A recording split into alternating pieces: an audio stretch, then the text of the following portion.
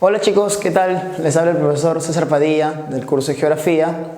Vamos a trabajar en este video la resolución del examen de admisión San Marcos. Empezando por la pregunta que podemos observar aquí. La pregunta hace referencia al tema de cartografía. Vamos a leer la pregunta, luego pasamos a resolverla.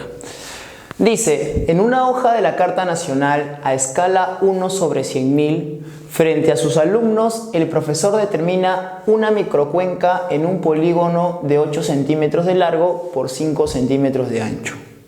Luego les indica que el trabajo a realizarse en dicha área debe ser en una escala 1/25.000. ¿Cuáles serán las dimensiones de este nuevo polígono? Y ahí tenemos las opciones. Entonces, como te iba diciendo, esta pregunta hace referencia al tema de cartografía.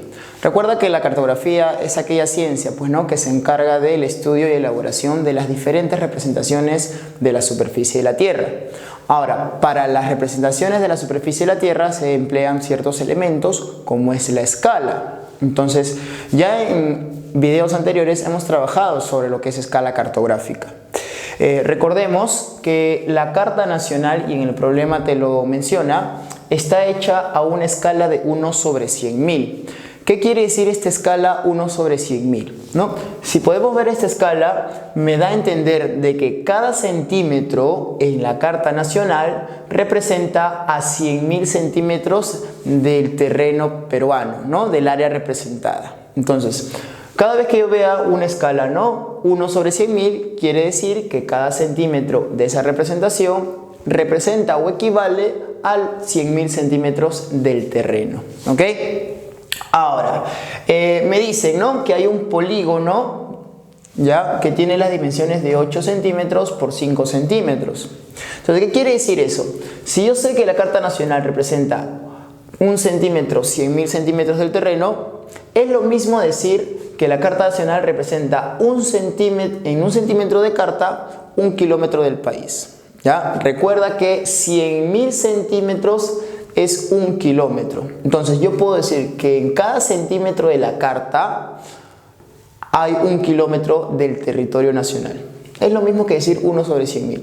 Entonces 1 centímetro de la carta equivale a 1 kilómetro del país. Entonces yo, si viera la Carta Nacional y veo que entre dos pueblos hay una distancia de 5 centímetros en la carta, ¿eso qué quiere decir? Que en el terreno real la distancia entre estas dos ciudades o caseríos sería de 5 kilómetros. ¿Ok? Entonces, me dicen que hay un polígono que tiene las medidas de 8 por 5. Entonces, esos 8 centímetros representan a 8 kilómetros del país. Y esos 5 centímetros de ancho del polígono representan a 5 kilómetros. Lo hemos mencionado, por aquí lo vamos a agregar. Entonces, cada centímetro equivale a 1 kilómetro. 5 centímetros equivalen a 5 kilómetros. Muy bien. Ahí está. Ahora, el trabajo me dicen que hay que realizarlo en una representación de escala 1/25.000. Entonces, vamos a pasar esas medidas a la escala de 1/25.000.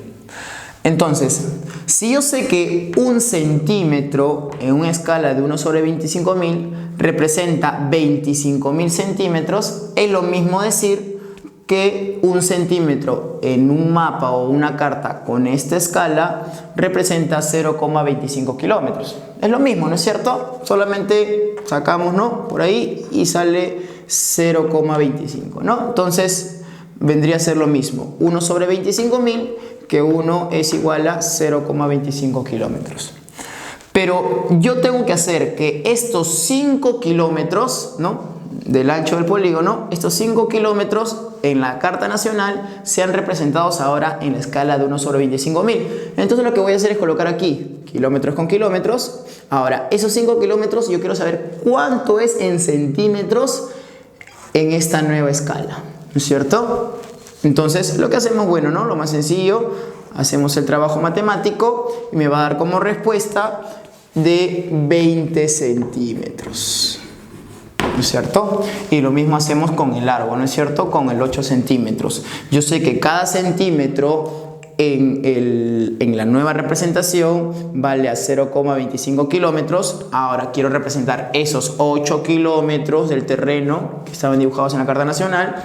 Entonces lo que voy a hacer es lo mismo, ¿no? Si un centímetro es igual a 0,25 kilómetros, 8 kilómetros, ¿cuánto será? Hacemos el procedimiento matemático y me va a dar como respuesta 32 centímetros. Entonces las medidas de ese nuevo polígono van a ser de 20 de ancho por 32 de largo, ¿no? Entonces la respuesta sería la D.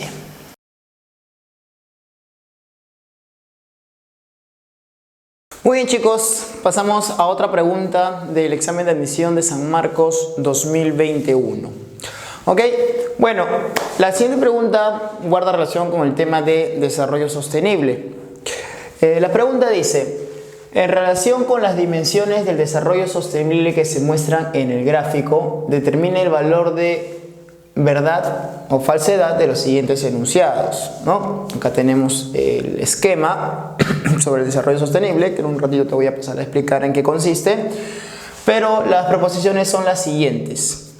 Los límites de crecimiento señalan que el planeta no podrá sostener un desarrollo basado en el despilfarro y el consumo masivo de los recursos naturales.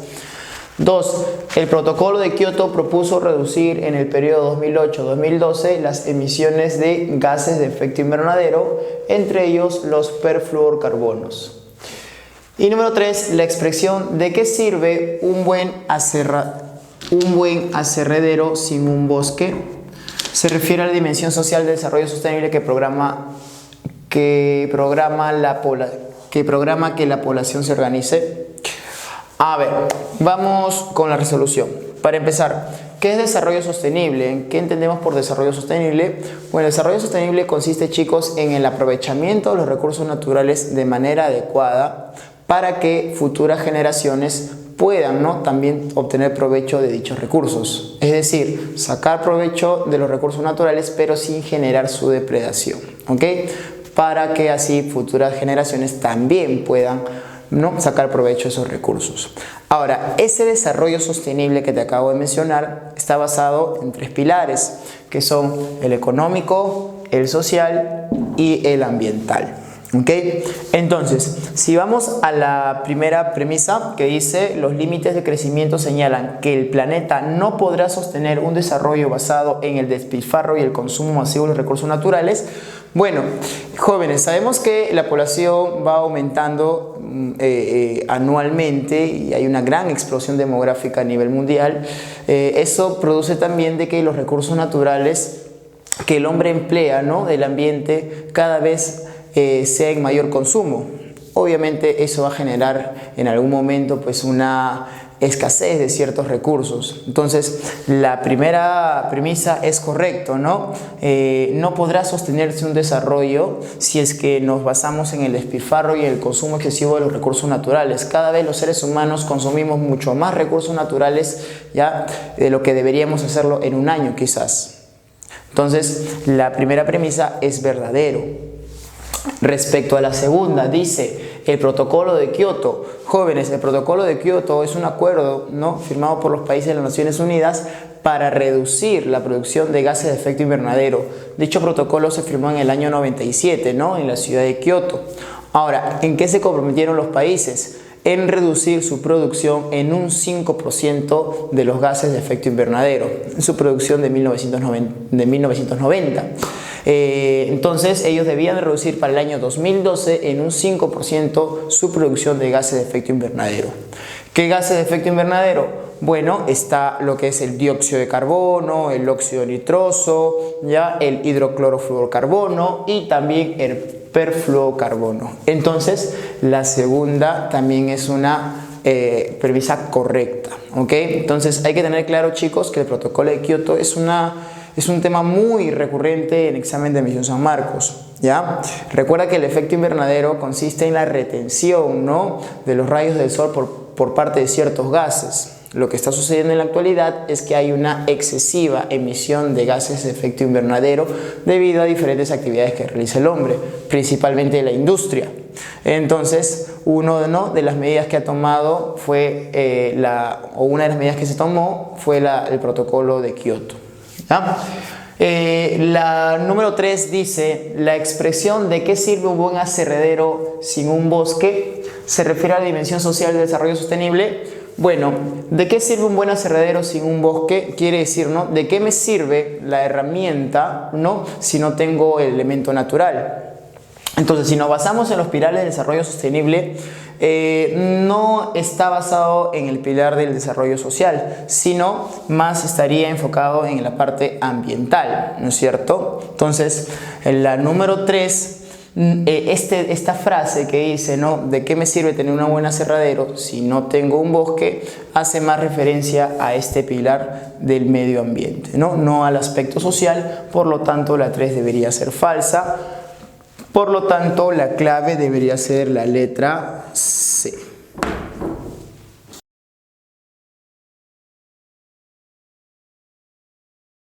Muy bien, chicos, la siguiente pregunta tiene que ver con el tema de fuerzas exógenas o geodinámica externa. Vayamos primero a la pregunta para poder, ¿no?, hacer una breve explicación sobre el tema. Dice: determina el valor de verdadero o falso de los siguientes enunciados relativos a las diferentes fuerzas exógenas que intervienen en el modelado del relieve terrestre. Dice: 1. Las cianobacterias, líquenes y musgos no alteran las superficies rocosas. 2. Las rocas de tonalidad rojiza, ocre o parduzca experimentan la oxidación. 3. En las montañas se produce la meteorización, conocida como gelifracción. Y 4. Las calizas originan paisajes kársticos por la disolución del carbonato de calcio. Muy bien. A ver, vamos con el tema de fuerzas exógenas. Recuerda que la superficie de la Tierra está bastante accidentada por el accionar de diferentes fuerzas, tanto externas como internas. Es decir, por el ascenso de magma, ¿no?, por el movimiento de placas. Fuerzas internas producen, ¿no?, diferentes relieves en la superficie de la Tierra, pero además fuerzas que actúan sobre la superficie, como vendría a ser la acción del viento, las aguas del mar, los cambios de temperatura, la humedad, también, ¿no?, van a modelar la superficie de la Tierra. Entonces, tanto las fuerzas internas como las fuerzas externas, ¿ya?, van a permitir la formación de distintos relieves en la superficie de la Tierra. Lo que vamos a tratar es sobre las fuerzas exógenas, ¿ya? Las fuerzas exógenas actúan sobre la superficie de la Tierra y se divide básicamente en dos procesos o fuerzas, que vendría a ser la meteorización, ¿ya?, como un proceso, y el otro vendría a ser la erosión, ¿ok? La meteorización y la erosión. Entonces, esos son dos procesos que forman parte de lo que llamamos fuerzas exógenas. Profesor, ¿qué es la meteorización? La meteorización, jóvenes, es la destrucción de una roca, pero no sin moverla de su lugar. Es decir, es un proceso de forma in situ, ¿no? Lo único que tiene que ocurrir es que esta roca esté, pues, no expuesta a los agentes atmosféricos, es decir, que se encuentre en la intemperie. Por eso esta meteorización se le conoce como intemperismo. Y tenemos dos formas de meteorización, ya te iré explicando, leyendo los enunciados, en qué consiste cada una de ellas, pero tenemos la meteorización física o mecánica y tenemos la meteorización química. ¿Ok? Ahora, el otro proceso que complementa, ¿no?, al proceso de meteorización es la erosión. ¿Qué es la erosión? Simplemente es aquel proceso que consiste en el desgaste de elementos de la superficie, ¿no? Por ejemplo, producto de la meteorización se rompieron, se fragmentaron grandes rocas. La erosión va a encargarse, ¿no?, de desintegrar más esos elementos de la superficie, va a transportar dichos elementos y dejarlos en otro lugar de la superficie de la Tierra, ¿no? Es todo un proceso que implica desgaste, transporte y depósito de elementos, ¿ok? Entonces, estos procesos han permitido el modelado de la superficie de la Tierra. Ahora, vayamos entonces a leer y entendamos cada premisa. Dice: las cianobacterias, líquenes y musgos no alteran las superficies rocosas. Chicos, ¿No les ha pasado alguna vez que de repente caminando, no? Tú que ibas de repente saliendo de la academia, saliendo del colegio, te ibas por un parque, ¿no? Te ibas ahí con tus amigos, con tu enamorado, con tu enamorada, en un parque y a estudiar, obviamente, ¿no es cierto? ¿No veías por ahí de repente una vereda rota, una vereda levantada, ¿no? Y al costado, pues, ¿no? En el árbol que te echabas, que te ponías ahí a estudiar, ¿no? Estaba muy cerca esa roca o esa vereda levantada. Entonces uno suponía de que, o no, uno deduce, ¿no? De que esa roca de repente, esa vereda se rompió. ¿Por qué? Porque el árbol, ¿no? A través de sus raíces en el subsuelo, levantó esa vereda y la rompió. Entonces, te das cuenta, los seres vivos como las plantas, los árboles, los musgos, los líquenes, sí pueden romper rocas, ¿ya? Forma parte eso de lo que es la meteorización física o mecánica, ¿ya? Entonces, los seres vivos pueden romper las rocas sin mover de su sitio de la roca. Entonces, es un ejemplo de meteorización física o mecánica. Cuando es la destrucción de la roca por acción de seres vivos, a eso se le conoce como bioclastismo. ¿Ok?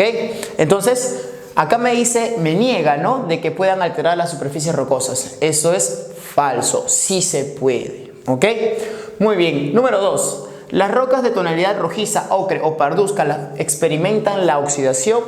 Bueno, recuerdo aquellos tiempos de niñez cuando mi papá, para ganarme una propina, me mandaba a las rejas de mi casa a lijarlas, ¿no? ¿Por qué? Porque se habían oxidado, ¿no? Imagino que de repente algunas veces has visto, ¿no? Las rejas de tu casa o de tu barrio y han presentado esta tonalidad, ¿no es cierto? Rojiza, ocre, por ahí.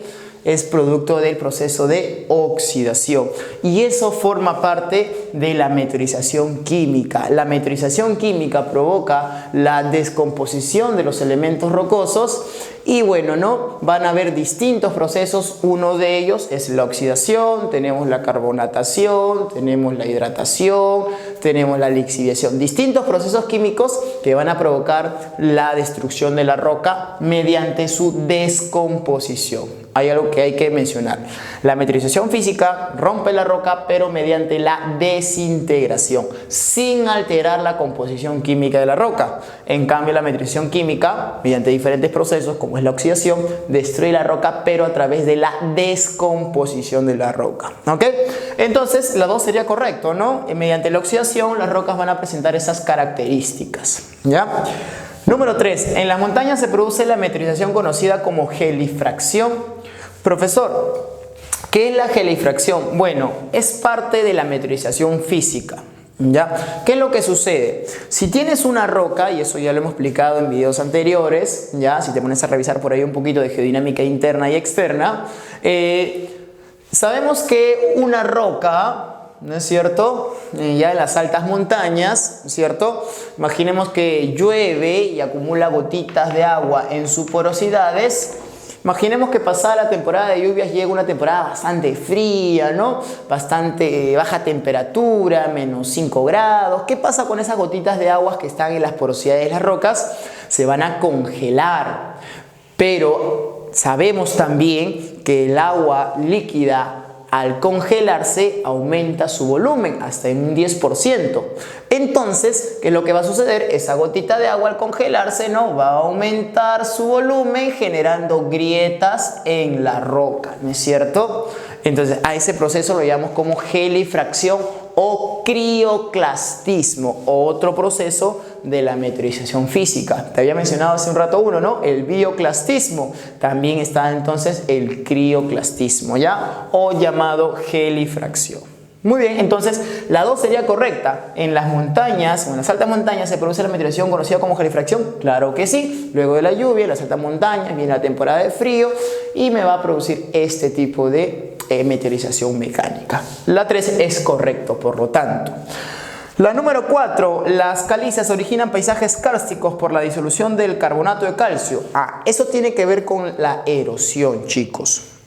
Sabemos que la erosión es el desgaste, transporte y modelado de la superficie, ¿no? El depósito de elementos en la superficie.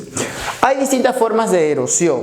Entre las importantes o principales tenemos la erosión fluvial, que es por acción del río, ¿no es cierto? Tenemos la erosión marina, que es por acción de las aguas del mar. tenemos la erosión eólica, que es por acción del viento, la erosión glaciar, que es por acción del glaciares, hielo, y la erosión kárstica, ¿no? Que es producida por el agua subterránea, ¿ok?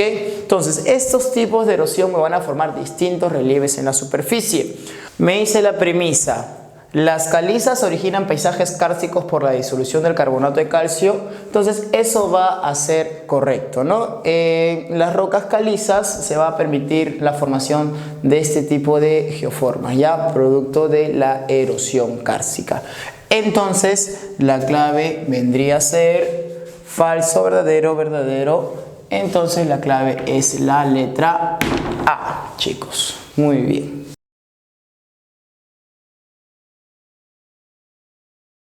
Muy bien, chicos, pasando a la siguiente pregunta, trabajamos lo que vendría a ser este cuadro relacionado al tema de población o geografía humana. Bueno, me dice, observa el siguiente cuadro estadístico sobre la población mundial por grupos de desarrollo, y luego tenemos que mencionar si es que es verdadero o falso, ¿no?, las premisas o los enunciados que nos van a proponer.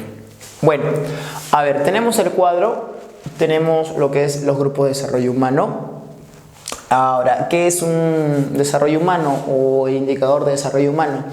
El indicador de desarrollo humano ya fue propuesto por la PNUD, un programa de las Naciones Unidas para el Desarrollo, para poder saber la calidad de vida de un poblador, ¿no? Y esa calidad de vida o el índice de desarrollo humano se puede conocer a través de 3 factores, que es la educación, la economía, ¿ya? Y eso es a través del ingreso per cápita que tiene el poblador, y a través de la esperanza de vida, ¿no?, el factor salud. Entonces, bajo esos 3 factores podemos saber el índice de desarrollo humano de un poblador, ¿ya?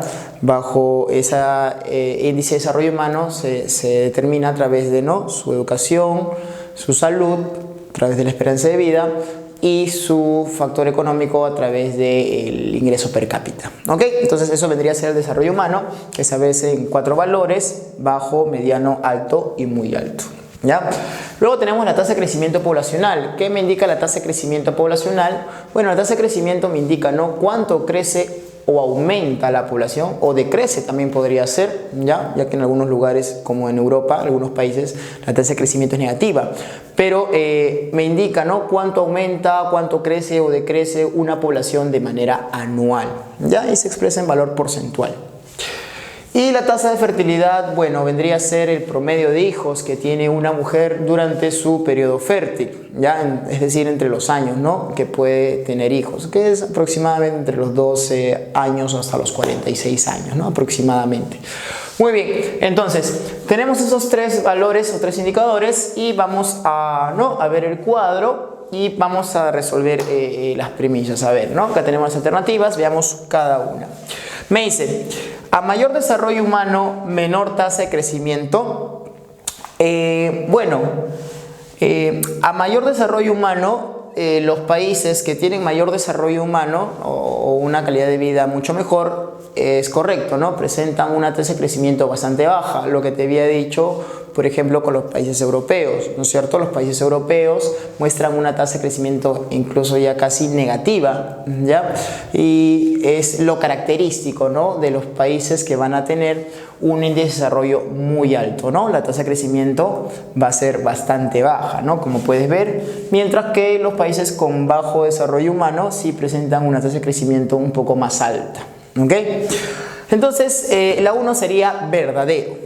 ¿Okay? La 2, entre las tasas presentadas, crecimiento y fertilidad, existe una asociación inversa.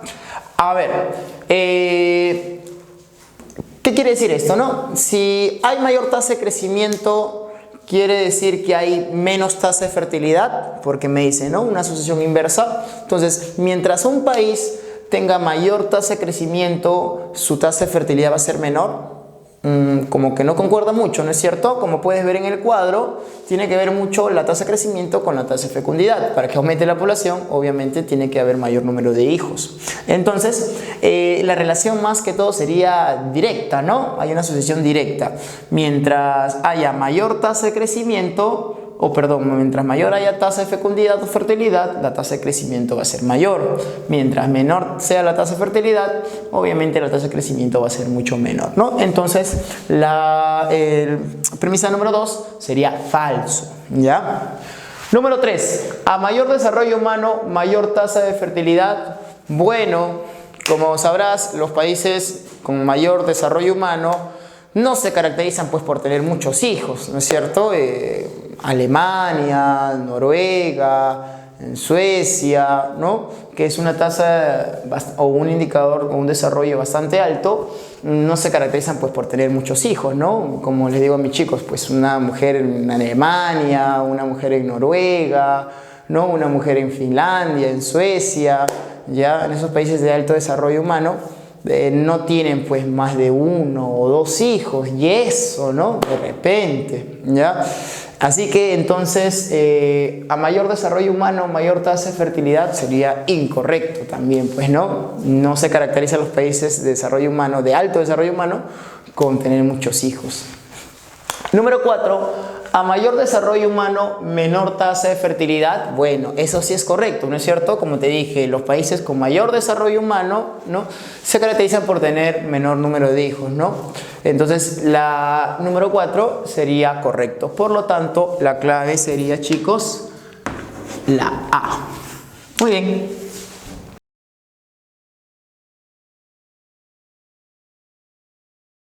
Hola chicos, ¿qué tal? Bueno, continuando con la resolución del examen de admisión San Marcos. Bueno, vino una pregunta relacionada a lo que es la variedad climática que tiene nuestro país, ¿no es cierto? Nosotros sabemos, y quizás ya te lo he mencionado antes, el Perú es uno de los pocos países que tiene una gran diversidad climática. Recuerda que de los distintos climas que hay en el mundo, en el Perú podemos, recorriendo el territorio peruano, podemos conocer o sentir el 80%, ¿no?, de esos diferentes climas que hay en el mundo. Ahora, ¿y por qué no? ¿Por qué se debe eso? A ver, veamos a la pregunta. Dice, al observar el globo terráqueo, notamos que el Perú está localizado al sur de la línea ecuatorial y al oeste del meridiano de Greenwich. En este contexto, según la Ley Geográfica de Zonalidad, a la zona andina y a la costa central y sur del país les correspondería un clima tropical. Similar, ¿no?, disculpen ahí la omisión, similar al de Venezuela, Colombia o Ecuador, ¿ok? Entonces me dice, ¿no?, el Perú, la región andina, la costa centro, sur, deberían tener un clima similar a estos vecinos, bueno, países de Latinoamérica, ¿no?, de Sudamérica, Colombia, Ecuador, Venezuela. Pero me dice, ¿cuáles son los factores geográficos responsables de las características climáticas que presentan tales regiones? ¿No es cierto? O sea, ¿qué hace de que la región andina y la zona costa, centro y sur de nuestro país no presenten esas características climáticas como tiene Colombia, como tiene Venezuela o como tiene el oriente de nuestro país? Recordamos que el Perú está ubicado, como bien lo dice, al sur de la línea ecuatorial y al norte del Trópico de Capricornio. Por lo tanto, en todo nuestro territorio nacional, los rayos del sol caen de manera directa, perpendicular. Por lo tanto, de acuerdo a las zonas climáticas del planeta, el Perú está en una zona tropical, ¿no es cierto?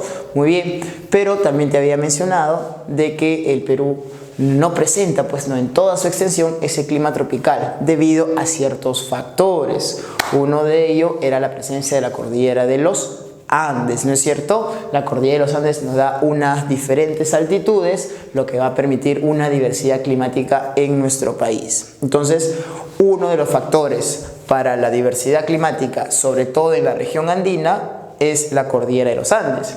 Si no hubiese cordillera de los Andes, ¿no es cierto?, todo el Perú, su territorio sería uniforme, sería llano, y ya no hablaríamos de una región andina, ¿no es cierto? Y los pobladores de esa zona no bailarían guainito, sino bailarían samba, ¿no?, porque tendrían las mismas características climáticas que Brasil, ¿no es cierto? Ahora, entonces, uno sería la cordillera de los Andes, ¿no? Y es el factor fundamental, ¿no es cierto? El factor cardinal para la diversidad climática de nuestro país. La corriente fría peruana, claro que sí, la corriente fría peruana va a influir bastante en la condición de nuestro clima en la costa centro y sur, ¿no? La ciudad de Lima, la ciudad de Iquitos, son dos ciudades que presentan casi una misma latitud, ¿no? O una misma distancia de la línea ecuatorial, pero de muy distintos climas. ¿Por qué? Porque la ciudad de Lima, pues no, recibe la influencia de esta corriente marina fría, ¿no? Sabemos que esta corriente fría que proviene desde el sur va a traer pues no aguas frías a nuestro mar, va a enfriar, ¿no?, lo que es la atmósfera o el aire aquí en la costa centro y sur de nuestro país, provocando un clima subtropical, ¿no es cierto? Entonces la corriente fría peruana también, ¿no?, es un factor influyente para la condición climática de la costa centro y sur, igual que el anticiclón del Pacífico Sur, ¿no es cierto? Sabemos que frente a las costas de Chile ya hay unos vientos arremolinados, conocido como el anticiclón del Pacífico Sur, que se acerca durante los meses de invierno, ¿no? Y va a ser también un factor influyente durante, bueno, en todo el año influye en estos vientos, ¿no? Van a permitir la llegada también de esta corriente fría peruana, dichos vientos. Entonces también, ¿no?, es un factor. Por lo tanto, estos tres vendrían a ser factores que influyen en esa condición climática que tiene la región andina y la región costa centro y sur. Entonces las respuestas serían tanto la 1, la 2 y la 3.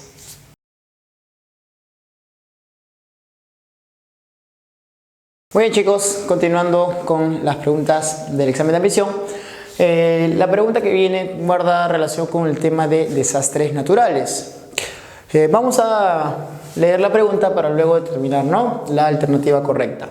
Dice, ¿cuál de los siguientes enunciados describe correctamente la ocurrencia de impactos ambientales producidos por los desastres socionaturales de origen climático en el Perú? Entonces, ¿cuál, no?, de las alternativas muestra verdad, ¿no?, en relación a los desastres naturales que suelen ocurrir en nuestro país? A ver, veamos la alternativa A. Los friajes en la zona andina y selva baja son más intensos entre enero y mayo. Bueno, los friajes, ¿ya?, o el friaje vendría a ser masa de aire frío que produce un considerable descenso de la temperatura. Y se suele dar pues en la parte oriental de nuestro país, pero son intensos, o se dan, mejor dicho, esta llegada del friaje durante los meses de invierno, es decir, entre junio a agosto aproximadamente. Entonces la primera alternativa sería incorrecta, pues no, muy bien, no son más intensos entre enero y mayo. B. El trapecio andino y el altiplano del Collao. En el trapecio andino y el altiplano del Collao, ¿las heladas afectan levemente los cultivos? Bueno, las heladas, chicos, que a veces confundimos con friaje, las heladas son unas masas de aire frío que producen un descenso, ¿no?, a ras del suelo de la temperatura a menores de 0 grados. Es decir, las heladas producen un descenso de la temperatura a ras del suelo a temperaturas negativas, menos 5, menos 10 grados. ¿Ya? El friaje provoca un descenso de la temperatura, ¿ya?, en el ambiente, en el lugar, son unas masas, no vientos fríos que llegan. En cambio, las heladas son masas de aire frío a ras del suelo que sí van a generar temperaturas negativas, ¿no? Y hay formas de helada, hay helada blanca, hay helada negra. Ahora, me dice, ¿afectan levemente los cultivos? No, durante el periodo de heladas, que también se da en los meses de invierno, ¿ya? Estos afectan, ¿no?, gravemente a los cultivos, y no solamente a los cultivos, porque al perderse los cultivos debido al gran frío que hace en el suelo, también el ganado pierde alimento, entonces también se afecta a la ganadería, ¿ya? Entonces la alternativa B sería incorrecto, ¿no? No afectan levemente, es drástico, es grave, ¿no?, cómo afectan las heladas a los cultivos de estas regiones de la zona altoandina, ¿ya? Las heladas ocurren en la parte andina, en la parte surandina de nuestro país. C. ¿Suelen presentarse sequías en los Andes centrales y la región nororiental? A ver, ¿qué es la sequía? Entendemos la sequía, pues no, como la ausencia de precipitación en un área por un periodo largo, por un periodo prolongado. Y bueno, sabemos que la región nororiental de nuestro país, estamos hablando de una región bastante lluviosa, es todo lo contrario, ¿no es cierto? La parte nororiente, lo que es Loreto, ¿no? Lo que es el departamento de Amazonas, son zonas de bastante pluviosidad y ocurre todo lo contrario, ¿no? Más bien ahí lo que ocurren como desastres naturales son el desborde de ríos o deslizamientos por la gran ocurrencia de lluvias. Entonces la alternativa C sería incorrecto. La alternativa D, la que nos queda, dice, ¿no? La invasión de lechos antiguos produce desbordes laterales de las aguas de los ríos. Bueno, entendemos por lecho al cauce, ¿no? El canal, el conducto, ¿no? Por donde discurren las aguas de un río. Entonces, cuando el río disminuye su cantidad de agua considerablemente, entonces estos cauces, estos lechos quedan abandonados, ¿no es cierto? Y es ahí donde, pues, ¿no? La gente ha construido sus viviendas o lo ha agarrado como lugar para dejar la basura, ¿no? Desmonte, etcétera, etcétera. Entonces, ¿qué es lo que sucede cuando el río entra en un periodo de crecida, ¿no? Cuando sube el caudal considerablemente del río, entonces quiere ocupar nuevamente el cauce abandonado, ¿no? En temporada de fenómeno del Niño hemos visto las imágenes, ¿no? En la televisión de cómo el río se desborda, ya que quiere recuperar, pues, ¿no? Ese cauce que ha sido ocupado, ¿no? Por la acción humana, ¿no es cierto? Entonces eso obviamente va a producir el desborde de las aguas de los ríos. Por lo tanto, la alternativa correcta sería la letra D. ¿Ok? Muy bien.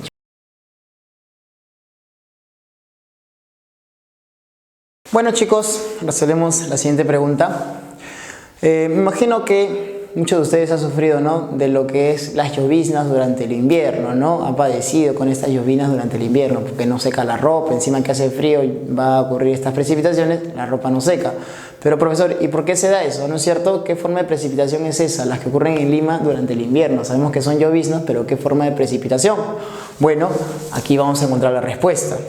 A ver, me dice, en el clima de la costa peruana, las precipitaciones típicas se generan al enfriarse rápidamente una masa de aire frío debido a la influencia de una masa fría o por efecto de la corriente fría, que da lugar a las lloviznas, que conocemos como garúas, frecuentes en el invierno de Lima. Este tipo de precipitación pluvial se denomina. Bueno, es correcto. Durante el invierno, debido al mar frío que tenemos, ¿no es cierto? El aire que está sobre el mar se va a condensar rápidamente. Entonces, eso va a producir que se formen el tipo de nubes llamadas estrato y generen estas ligeras precipitaciones que conocemos como lloviznas o garúas. Por eso se dan las precipitaciones durante el invierno aquí en la costa centro y sur del país, ¿ok? Por ese mar frío que tenemos que enfría el aire que está sobre él. Ahora, pero en otros lugares no ocurre así, ¿no es cierto? Por ejemplo, en la región andina de nuestro Perú no ocurren las precipitaciones en el invierno, sino las lluvias intensas en la región andina ocurren durante el verano. ¿Y eso por qué, profesor? Bueno, lo que ocurre es que son distintas precipitaciones, obviamente. A ver, ¿qué es lo que sucede? Bueno, vamos a mencionarte primero la alternativa de las precipitaciones orográficas. Tenemos las 4 formas de precipitaciones. Empecemos por la letra D. La orográfica. ¿En qué consiste la orográfica? ¿Recuerdas orografía? ¿Qué quiere decir orografía? Estudio de montañas, ¿no es cierto? Entonces las precipitaciones orográficas son por presencia de montañas y es lo que ocurre en la zona andina de nuestro país, ¿no? Las masas de nube que se forman sobre la selva de nuestro país son empujadas por los vientos alisios hacia la parte occidental del territorio, pero la cordillera de los Andes actúa como una barrera impidiendo, ¿no es cierto?, el paso de estas masas de nube de la selva hacia la costa. Entonces chocan estas masas de nube con la cordillera de los Andes y producen la precipitación. Y bueno, obviamente es así como ocurren las lluvias en verano, ¿no? En verano porque hay mayor evaporación de aguas en los ríos amazónicos, se forma una gran masa de nubes que van a generar las lluvias orográficas en la región andina.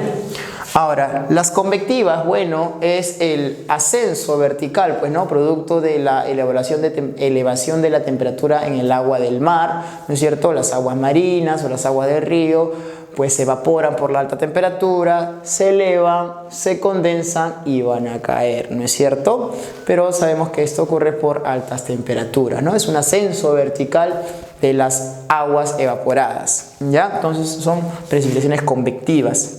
En cambio, las precipitaciones frontales ya son por choque de masas de nube de distintas temperaturas. Chocan dos masas de nube de distintas temperaturas, ¿no? La nube de mayor temperatura, como es más ligera, va a ascender, va a condensarse y va a generarse la precipitación. Entonces tenemos una precipitación frontal. Pero el ejemplo que me dan aquí es de una precipitación advectiva, ¿ok? Es esa masa de aire frío, ¿no? Que se va a condensar rápidamente porque la corriente peruana o el mar frío, ¿no es cierto?, que tenemos en nuestro país va a generar este tipo de precipitación, ¿ok? Entonces la alternativa sería la alternativa A, precipitaciones advectivas.